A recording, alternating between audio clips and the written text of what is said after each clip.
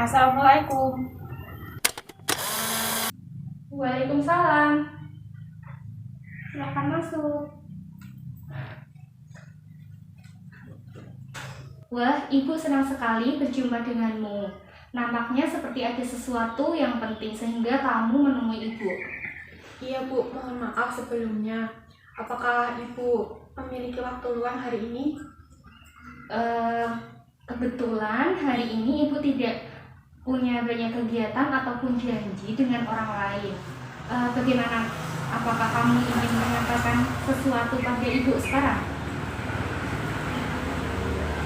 Sejujurnya saat ini saya sedang mempunyai masalah yang cukup mengganggu pikiran saya Bu.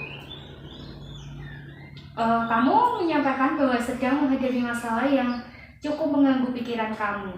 Jika kamu tidak keberatan, cobalah untuk menceritakan permasalahan itu kepada Ibu.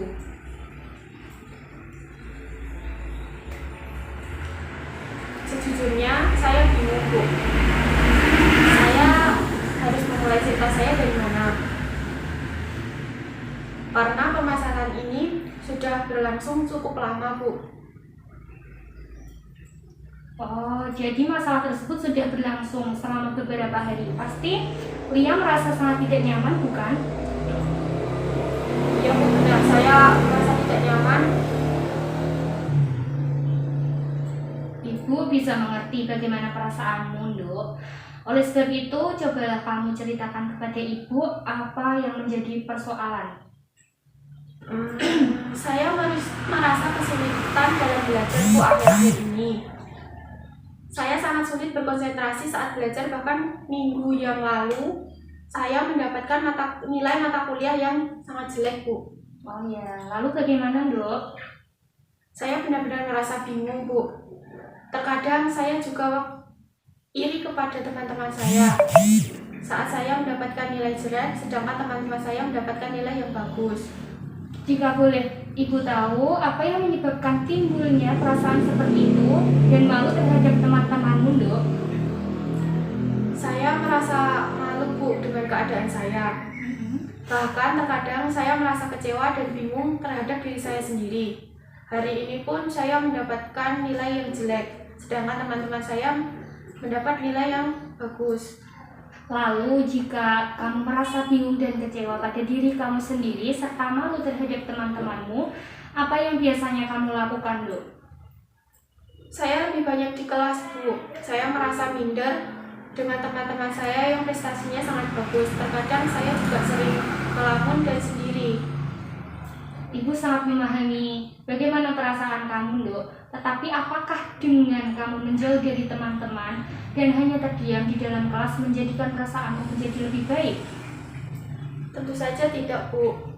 Saya merasa takut Bu jika saya tidak dapat menyeimbangi kepintaran teman-teman saya Bu. Dan saya juga takut jika tidak dapat mengikuti materi perkuliahan dengan baik Bu. Baiklah nak, tetapi sebelum kita lanjutkan pembicaraan ini, jika Ibu tidak salah dalam memahami permasalahanmu, tadi kamu mengatakan bahwa kamu merasa kesulitan dalam belajar. Kemudian baru saja kamu juga mengatakan bahwa kamu malu terhadap teman-temanmu karena khawatir tidak dapat menyeimbangi dan mengikuti materi perkuliahan dengan baik. Sebenarnya yang manakah yang menjadi permasalahan yang paling penting dan mengganggu pikiran kamu, Nduk? Sebenarnya semua Bu.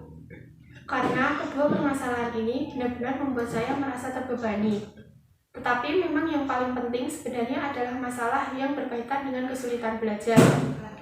Keadaan ini benar-benar membuat saya takut akan merasa masa depan saya Bu.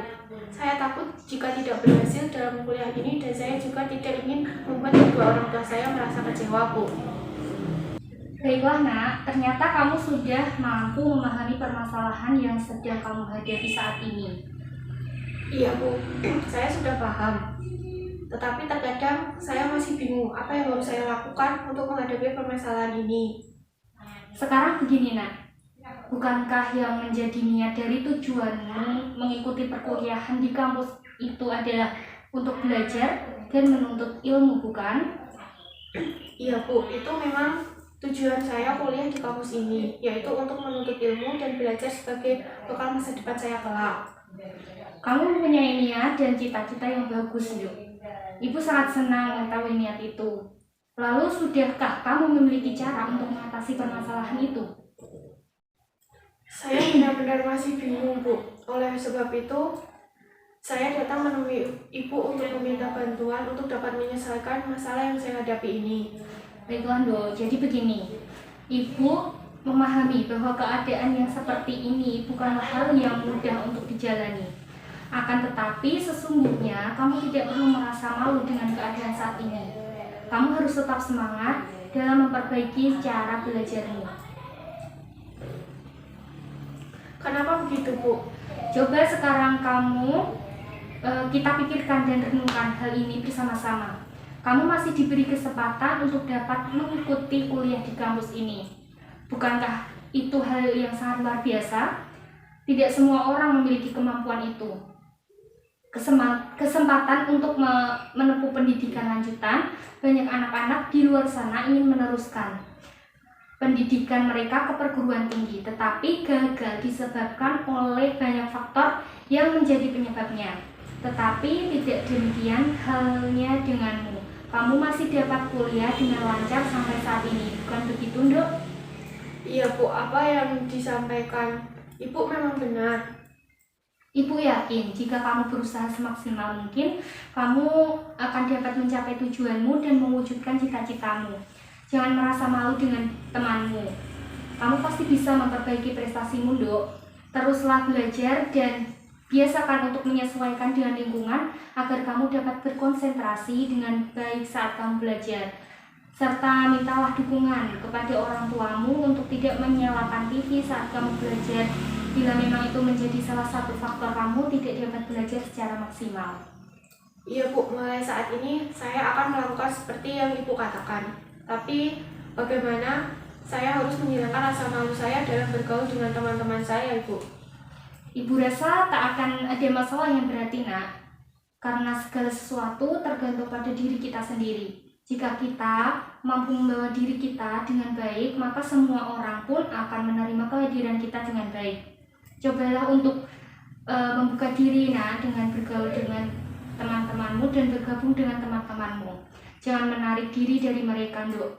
Karena dengan kamu menghindar itu tidak akan menyelesaikan masalah. Baik, Bu, saya akan mencoba untuk melaksanakan dengan baik dari saran yang telah Ibu berikan. Meskipun mungkin saya butuh waktu yang cukup lama, Bu, untuk menyesuaikan itu. Iya, memang, Dok. Segala sesuatu tidak ada yang instan semua dan butuh proses. Lakukan secara bertahap serta pelan-pelan, Dok, untuk memperoleh hasil yang maksimal. Iya, Bu.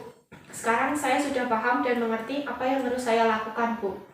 Memang harus begitu, Dok. Cobalah rubah cara belajarmu agar setiap belajar dapat memperoleh hasil yang baik. Cobalah mulai besok lakukan belajar di pagi hari setelah menunaikan ibadah sholat subuh. Karena udara dan suasana di pagi hari sangat sejuk dan tenang. Itu akan sangat berpengaruh pada proses belajar karena di saat pagi hari pikiran kita masih fresh dan tidak terbebani oleh hal-hal yang lain.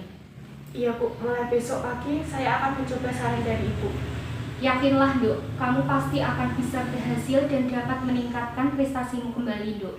Karena setiap manusia pasti akan mengalami sesuatu masalah, tetapi jangan jadikan masalah itu sebagai keminderan, tapi jadikanlah suatu cambuk untuk terus maju dan menjadi lebih baik lagi. Iya, Bu, memang benar yang Ibu katakan. Saya benar-benar sudah mengerti, Bu, bahwa saya harus menerima semua dengan ikhlas dan terus belajar agar dapat menggapai cita-cita yang saya inginkan. Syukurlah, Dok, kamu sekarang sudah tahu apa yang harus kamu lakukan. Sekarang bagaimana perasaanmu, Dok, setelah menyampaikan semua permasalahan itu? Terima kasih, Bu.